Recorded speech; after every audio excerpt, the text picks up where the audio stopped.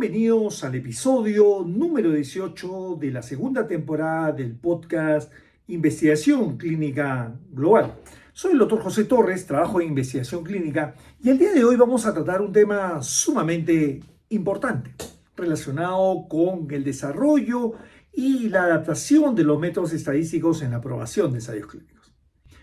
Imaginen un niño de 8 años diagnosticado de una enfermedad rara y que existe un medicamento prometedor que mostró resultados extraordinarios en adultos. Pero para probarlo necesitamos ensayos clínicos en esta población. Necesitamos un ensayo clínico completo. ¿Cuál es el problema? Solo existen 200 niños de esta condición en todo un país.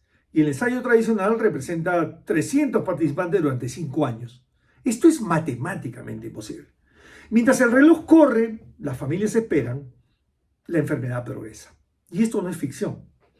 En la realidad hay miles de pacientes con enfermedades raras, poblaciones pediátricas y condiciones complejas, donde los métodos estadísticos tradicionales simplemente no funcionan. Pero a ver, en enero de este año, hace un mes, la FDA publicó una guía preliminar que podría transformar por completo cómo desarrollamos y aprobamos nuevos medicamentos. Bienvenidos al episodio número 18 de la segunda temporada del podcast Investigación Clínica Global. Vamos con el episodio el día de hoy. ¿Cuál es el problema actual de esto? Porque, a ver, podemos encontrar las soluciones, pero entendamos primero el problema. El desarrollo de un medicamento, como muchos de nosotros sabemos, cuesta en promedio 2.6 mil millones de dólares y toma entre 10 y 15 años llegar a la molécula final. ¿Por qué? Entre otras razones porque nuestros métodos estadísticos tradicionales, los llamados métodos frecuentistas, fueron diseñados en una era diferente. Estos métodos tienen 3 limitaciones críticas que muchos de los que trabajamos en este tema ya conocíamos. Primero, solo se pueden usar datos de ensayo actual. Si ya existen 10 estudios previos sobre el mismo fármaco, esta información queda fuera del análisis formal. Es como pedirle a un médico que diagnostique ignorando el historial clínico del paciente. El segundo tema con respecto al método frecuentista es que requieren tamaños de muestra fija y grandes para alcanzar ese P famoso de P valor menor de 0.05 y donde muchos de los pacientes no entran para ser analizados y no hay evidencia abrumadora para usar el medicamento. La tercera es que no dan respuestas directas. Una significancia de 0.03 no significa que el medicamento no funcionará. Veríamos estos resultados 3% de las veces por azar puro. Confuso, ¿verdad? Entonces, el resultado de esto es que hay tratamientos prometedores que tardan años en llegar a los pacientes. Ensayos en poblaciones pequeñas, son descartados por ser imposibles de realizar. Y además exponemos a miles de pacientes a tratamientos ineficaces porque no podemos detener un estudio clínico tempranamente. Y es aquí donde entra la estadística bayesiana. Vamos a tratar de entender este tema. ¿Qué son los métodos bayesianos? Pues bien, para empezar, no son nuevos, ¿no? Tienen más de 250 años de antigüedad, formulado por el reverendo Thomas Bayes, vamos a decirlo en español, ¿no? Pero apenas ahora, con el poder computacional moderno, podemos aplicarnos a gran escala en medicina. La diferencia fundamental es esta. En lugar de preguntar, ¿estos datos son compatibles con que el fármaco no funcione?, que es la pregunta frecuentista, los métodos bayesianos preguntan, dado todo lo que sabemos, ¿cuál es la probabilidad de que este fármaco funcione? Bueno, funcionan en 3 pasos. Primero, este método da el primer paso con el prior o el conocimiento previo. Es decir, recopilamos toda la evidencia existente, estudios en adultos, datos de fase 2, información de moléculas similares, incluso datos del mundo real. Esto se convierte en nuestra creencia inicial. Esto expresada como distribución de probabilidad. El paso 2 es el likelihood, datos nuevos. Realizamos el ensayo clínico y obtenemos nuevos datos. El paso 3, el posterior, actualización. El teorema de Bayes combina ambos. actualizamos nuestra creencia inicial con una nueva evidencia, obteniendo una probabilidad directa. Existe un 92% de probabilidad de que este tratamiento reduzca la mortalidad en más del 20%. Claro.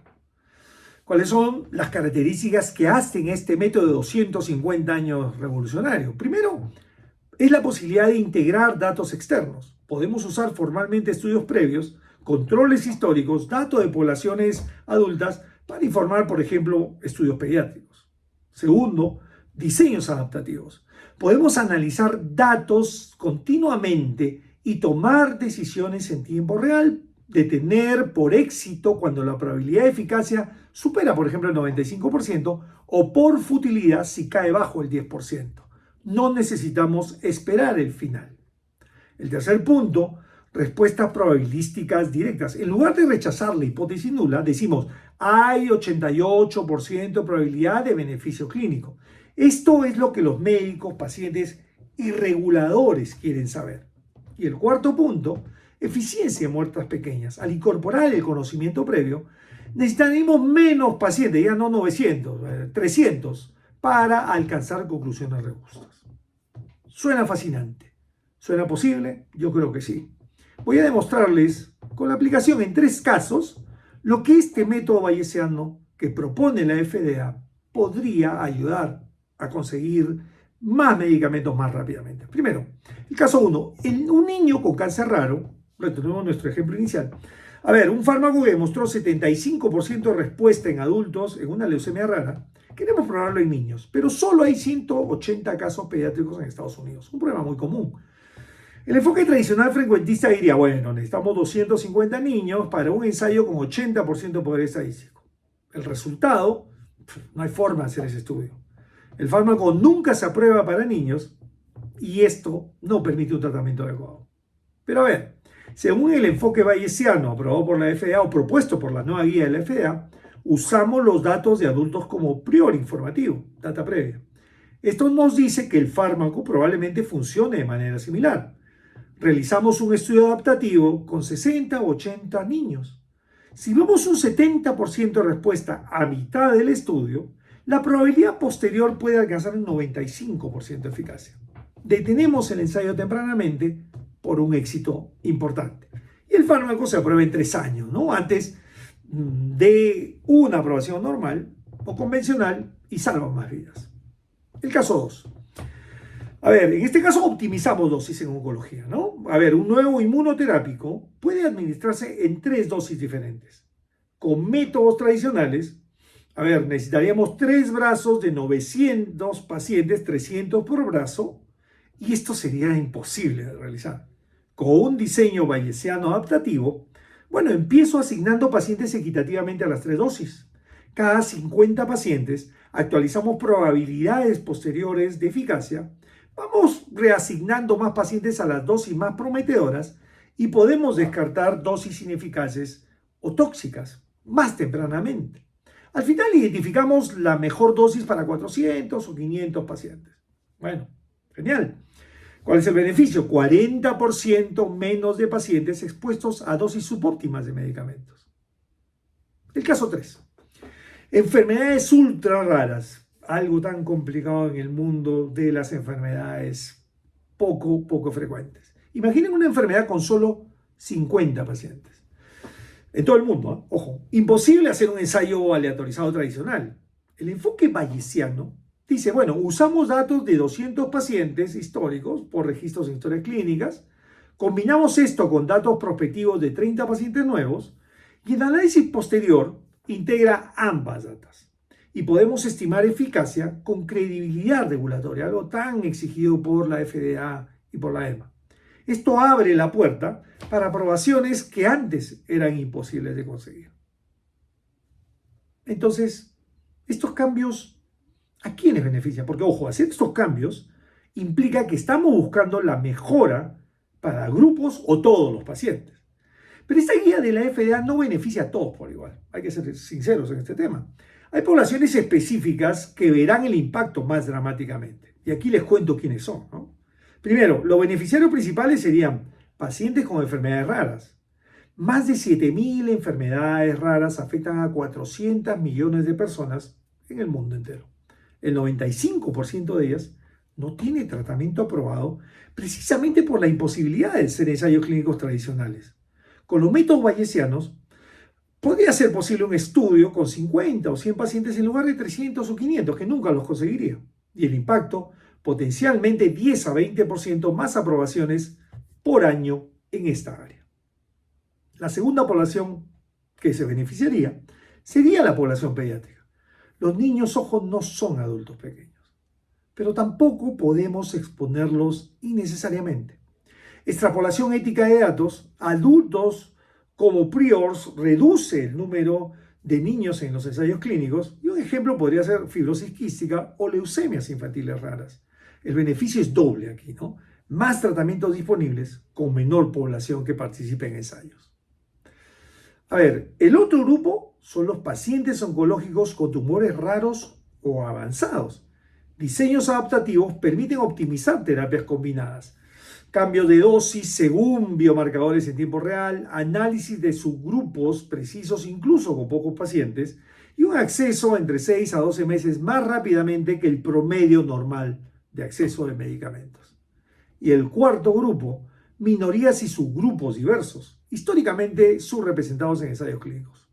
Modelos jerárquicos bayesianos permiten análisis precisos en subgrupos pequeños. Por ejemplo, eficacia de un medicamento específico en poblaciones afrodescendientes o hispánicas con hipertensión.